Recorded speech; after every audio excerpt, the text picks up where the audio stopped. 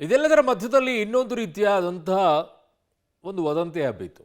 ಬಂದ್ಬಿಡುತ್ತೆ, ಬೇರೆ ರಾಷ್ಟ್ರಗಳಲ್ಲೆಲ್ಲ petrol diesel ದರ ಏರಿಕೆ ಆಗಿಬಿಟ್ಟಿದೆ, ನಮ್ಮ ರಾಷ್ಟ್ರದಲ್ಲೂ ಕೂಡ ಏರಿಕೆ ಆಗುತ್ತೆ ಅಂತ ಹೇಳಿ. ಅವಾಗ ಒಂದೇ ಪ್ರಶ್ನೆ ಬರ್ತಾ ಇದ್ದಿದ್ದು, ಏರಿಕೆ ಆಗಬಹುದು, ಆದರೆ ಕೇಂದ್ರ ಸರ್ಕಾರ ಏನಾದರೂ ಈ ವಿಚಾರದಲ್ಲಿ ಅನುವು ಮಾಡಿಕೊಟ್ರೆ ಆ ದರ ಹಾಗೆ ಉಳ್ಕೊಳ್ಳುತ್ತೆ, ಯಾವುದೇ ರೀತಿಯಾದಂಥ ದರ ಏರಿಕೆ ಆಗೋದಿಲ್ಲ ಅಂತ ಹೇಳಿ. ಕಾರಣ ಜನರ ಮೇಲೆ ಹೊರೆ ಹಾಕಬಾರ್ದು ಅನ್ನುವಂಥ ನಿರ್ಧಾರವನ್ನು ಕೇಂದ್ರ ಮಾಡಿದರೆ ಏನಾದರೂ ಒಂದು ಅನುಕೂಲ ಮಾಡಿಕೊಡಬಹುದು ಅಂತ ಹೇಳಿ. ಆ ನಿಟ್ಟಿನಲ್ಲಿ ಈಗ ಅಬಕಾರಿ ಸುಂಕವನ್ನು ತೈಲದ ಮೇಲಿರುವಂಥದ್ದನ್ನು ಕಡಿಮೆ ಮಾಡಿದ್ದಾರೆ. ಪೆಟ್ರೋಲ್ ಬೆಲೆ ₹3 ಕಡಿಮೆ ಆಗಿದೆ, ಯಾಕಂದರೆ 13 ರೂಪಾಯಿ ಇತ್ತು, 10 ರೂಪಾಯಿಗೆ ಬಂದಿದೆ. ಡೀಸೆಲ್ ಅಂತೂ ಶೂನ್ಯ ಮಾಡಿಟ್ಟಿದ್ದಾರೆ, 10 ರೂಪಾಯಿ ಇದ್ದಂತಹ ಅಬಕಾರಿ ಸುಂಕವನ್ನು. ಇದು ಪೆಟ್ರೋಲ್ನ ಕಂಪನಿಗಳಿಗೆ ಅನುಕೂಲ ಮಾಡಿಕೊಡುತ್ತೆ. ಸೊ ಹಾಗಾಗಿ ನಮ್ಮ ಮೇಲೆ ಯಾವುದೇ ರೀತಿಯಾದಂಥ ಹೊರೆಗಳು ಇದರ ಮೇಲೆ ಬೀಳೋದಿಲ್ಲ. ಆದರೆ ಇದನ್ನೂ ಕೂಡ ಮಾನ್ಯ ಉಪಮುಖ್ಯಮಂತ್ರಿ ಡಿ ಕೆ ಶಿವಕುಮಾರ್ ಅವರು ವ್ಯಂಗ್ಯ ಮಾಡಿದ್ದಾರೆ. ಆದರೆ ಒಂದು ಖಾಸಗಿ ಪೆಟ್ರೋಲ್ ಬಂಕ್ ನಯಾರಾದಲ್ಲಿ ಮಾತ್ರ ಪೆಟ್ರೋಲ್ ದರ ಏರಿಕೆಯಾಗಿದೆ ನೋಡಿ. ಪೆಟ್ರೋಲ್ ಡೀಸೆಲ್ ಅಬಕಾರಿ ಸುಂಕ ಇಳಿಕೆ, ತೈಲ ಕಂಪನಿಗಳಿಗಷ್ಟೇ ಭಾರಿ ರಿಲೀಫ್. ಬಂಕ್ಗಳಲ್ಲಿ ತೈಲ ದರ ಯಥಾಸ್ಥಿತಿ. ಹೌದು, ಇರಾನ್ ಇಸ್ರೇಲ್ ಸಂಘರ್ಷ ಮಧ್ಯೆ ಕೇಂದ್ರ ಸರ್ಕಾರ ಕ್ರಾಂತಿಕಾರಕ ನಿರ್ಧಾರವೊಂದನ್ನು ಕೈಗೊಂಡಿದೆ.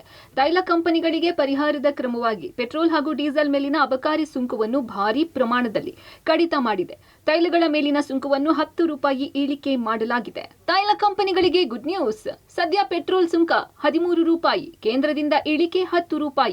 ಕಡಿತದ ಬಳಿಕ ಸುಂಕ ₹3. ಸದ್ಯ ಡೀಸೆಲ್ ಸುಂಕ ₹10, ಕೇಂದ್ರದಿಂದ ಇಳಿಕೆ ₹10. ಕಡಿತದ ಬಳಿಕ ಸುಂಕ ಶೂನ್ಯ ಇರಲಿದೆ.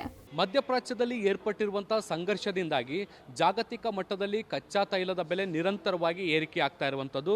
ಈ ಬೆಲೆ ಏರಿಕೆಯ ನಡುವೆ ಭಾರತ ಸರ್ಕಾರ ಮಹತ್ವದ ನಿರ್ಣಯವನ್ನು ತೆಗೆದುಕೊಂಡಿದೆ. ಪೆಟ್ರೋಲ್ ಮತ್ತು ಡೀಸೆಲ್ನ ಮೇಲೆ ಏರಿಕೆ ಮಾಡ್ತಾ ಇದ್ದಂತಹ ಅಬಕಾರಿ ಸುಂಕವನ್ನು ಸದ್ಯಕ್ಕೆ ಇಳಿಸುವಂಥ ಕೆಲಸವನ್ನು ಕೇಂದ್ರ ಸರ್ಕಾರ ತೆಗೆದುಕೊಂಡಿರುವಂಥದ್ದು.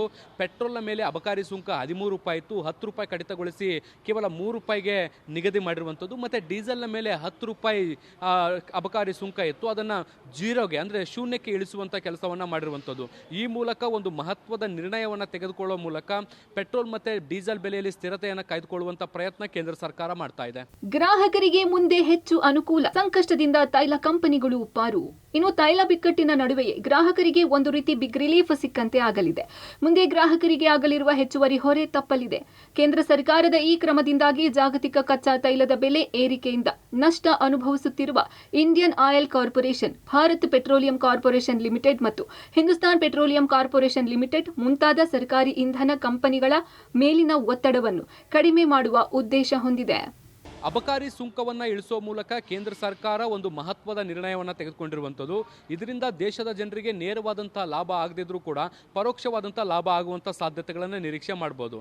ನೋಡಿ, ಮುಖ್ಯವಾಗಿ ಈ ಒಂದು ಕಚ್ಚಾ ತೈಲದ ಬೆಲೆ ಏರಿಕೆ ಆಗ್ತಾ ಇರುವಂಥ ಹಿನ್ನೆಲೆಯಲ್ಲಿ ತೈಲ ಉತ್ಪನ್ನ ಕಂಪನಿಗಳು ಭಾರತದಲ್ಲಿ ಪೆಟ್ರೋಲ್ ಡೀಸೆಲ್ ಬೆಲೆಯನ್ನು ಏರಿಕೆ ಮಾಡಬೇಕಾಗತ್ತೆ. ಸೊ ಹೀಗಾಗಿ ಬೆಲೆಯಲ್ಲಿ ಸ್ಥಿರತೆಯನ್ನು ಕಾಪಾಡಿಕೊಳ್ಳುವಂಥ ದೃಷ್ಟಿಯಿಂದ ಕೇಂದ್ರ ಸರ್ಕಾರ ತನ್ನ ತೆರಿಗೆ ರೂಪದಲ್ಲಿ ಬರುವಂಥ ಆದಾಯವನ್ನು ಈ ತೈಲ ಕಂಪನಿಗಳಿಗೆ ವರ್ಗಾಯಿಸುವಂಥ ಕೆಲಸ ಮಾಡಿ ಒಟ್ಟಾರೆ ಪೆಟ್ರೋಲ್ನ ಮತ್ತು ಡೀಸೆಲ್ನ ದರವನ್ನು ಸ್ಥಿರವಾಗಿ ಇಟ್ಕೊಳ್ಳುವಂಥ ಪ್ರಯತ್ನವನ್ನು ಮಾಡ್ತಾ ಇರುವಂಥದ್ದು. ಆ ಮೂಲಕ ಹಣದುಬ್ಬರವನ್ನು ಕೂಡ ದೇಶದಲ್ಲಿ ಕಾಪಾಡುವಂಥ ಪ್ರಯತ್ನವನ್ನು ಕೂಡ ಈಗ ಕೇಂದ್ರ ಸರ್ಕಾರ ಮಾಡ್ತಾ ಇದೆ. ಹೀಗಾಗಿ ದೇಶದ ಜನರಿಗೆ ಪೆಟ್ರೋಲ್ ಡೀಸೆಲ್ ಬೆಲೆಯ ಏರಿಕೆಯ ಬಿಸಿ ಸದ್ಯಕ್ಕೆ ತಗಲಿಕ್ಕಿಲ್ಲ.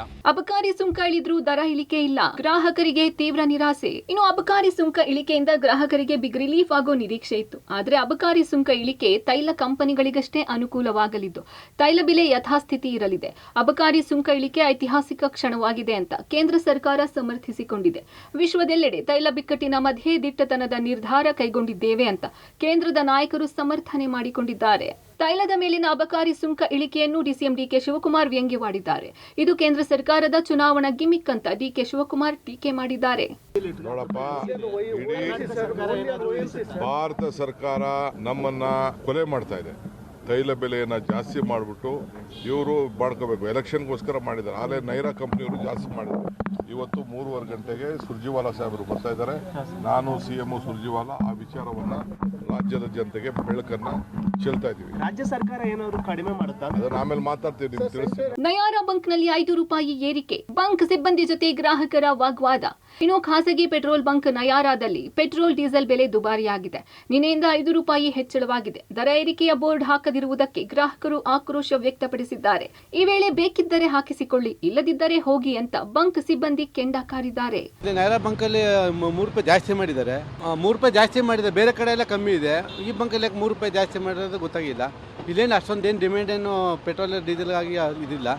ಆರಾಮಾಗಿದೆ. ಈ ಬಂಕಲ್ಲಿ ಮಾತ್ರ ಯಾಕೆ ನೇರದಲ್ಲಿ ಜಾಸ್ತಿ ಇದೆ ಅಂತ ಗೊತ್ತಿಲ್ಲ.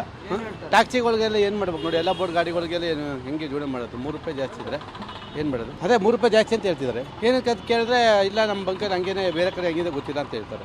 ರೈಟ್ ಜಾಸ್ತಿ ಮಾಡ್ತೀನಿ ಅಂದ್ರೆ 2 ದಿನ ಮುಂದೆ ಅನೌನ್ಸ್ ಮಾಡಬೇಕು ಅಲ್ವಾ? ಏಕ್ದಮ್ ಇವರು ನಾವು ಪೆಟ್ರೋಲ್ ಬಂಕ್ ಹಾಕ್ಸೋ ಡೈಲಿ ಅಟ್ಲೀಸ್ಟ್ ಹೇಳ್ಬೇಕಲ್ಲ ಫಸ್ಟ್ ಅವರು. 3 ರೂಪಾಯಿ ಏಕ್ದಮ್ ಮಾಡ್ಬಿಟ್ರೆ ಯಾರು ಹೆಂಗ್ ಮಾಡ್ತಾರೆ ಹೇಳಬಿಡ್ರಿ ಅವ್ರುಗಳು? ಕಷ್ಟ ಆಗುತ್ತೆ ಹೇಳ್ತಾರೆ, ಬಟ್ ಮುಂಚೆ ಹೇಳ್ಬೇಕಲ್ವಾ? ಒಂದೆರಡು ಡೈಲಿ ಕಷ್ಟ ಆಗ್ತದೆ, ಇಲ್ಲೇ ಆಗ್ತೀವಲ್ವಾ? ಏನು ಒಂದು ಬೋರ್ಡ್ ಹಾಕೋರು ಅವ್ರು ಏನು ಹಾಕೋರು ಹೇಳಿ? ಏನಂದ್ರೆ ಏನು ಹಾಕಿಲ್ಲ ಹೇಳ್ಬೇಕಲ್ಲ ಫಸ್ಟೇ. ವಾದ ಏನು ಮಾಡೋಕ್ಕಲ್ಲ, ಹೇಳಿದ್ರು 3 ರೂಪಾಯಿ ಜಾಸ್ತಿ ಎಲ್ಲ ಬಿಡ್ರೆ ಕಷ್ಟ ಇದೆ ಸರ್ ಓಡ್ಸೋಕ್ಕೆ. ಪೆಟ್ರೋಲ್ ರೇಟ್ ಎಲ್ಲ ಕಡೆ ದಾಸ ಮಾಡಬೇಕಲ್ಲ. ಇವ್ರು ಏನು ಮಾಡಿದ್ದಾರೆ, ಸೆಲ್ಫ್ ಪೆಟ್ರೋಲ್ ಬಂಕಲ್ಲಿ 2 ರೂಪಾಯಿ ಮಾಡಿದ್ದಾರೆ ನಿನ್ನೆ. ಇವ್ರು ನಿನ್ನ ನಾನು ಬೆಲೆಗೆ ಹಾಕ್ಕೊಂಡು ಬಂದೆ 5 ರೂಪಾಯಿ ಜಾಸ್ತಿ ಆಗಿದೆ ಅಂತ ಹೇಳಿದ್ರು. ಸೊ HB ಏನೂ ಆಗಿಲ್ಲ. ಇವ್ರದ್ದು ಮಾತ್ರ ಯಾಕೆ ಕೇಳಿದ್ರೆ ಅವನವ ಕೇಳಿ ಅಂತ ಏನು ಗೌರ್ಮೆಂಟ್ ಇದೆ? ಇಲ್ಲಿ 5 ರೂಪಾಯಿ ಆಗಿದೆ ಲೀಟ್ರಿಗೆ. ಸೆಲ್ಫ್ ಬ್ಯಾಂಕಲ್ಲಿ 2 ರೂಪಾಯಿ ಆಗಿದೆ. HB ಏನೂ ಆಗಿಲ್ಲ. ಇಲ್ಲಿ ರೆಸ್ಪಾನ್ಸಿಬಲ್ ಕೇಳಿದ್ರೆ ಮ್ಯಾನೇಜ್ಮೆಂಟ್ನ ಕೇಳಿ ಗೌರ್ಮೆಂಟ್ ನೈಟ್ ಗಂಟೆಗೆ ಮಾಡಿದೆ ಅಂತಾರೆ. ಒಟ್ನಲ್ಲಿ ತೈಲ ಬಿಕ್ಕಟ್ಟಿನ ಮಧ್ಯೆ ಕೇಂದ್ರ ಸರ್ಕಾರ ಅಬಕಾರಿ ಸುಂಕ ಇಳಿಕೆ ಮಾಡಿರುವುದು ಉತ್ತಮ ಬೆಳವಣಿಗೆ. Bureau report, public TV.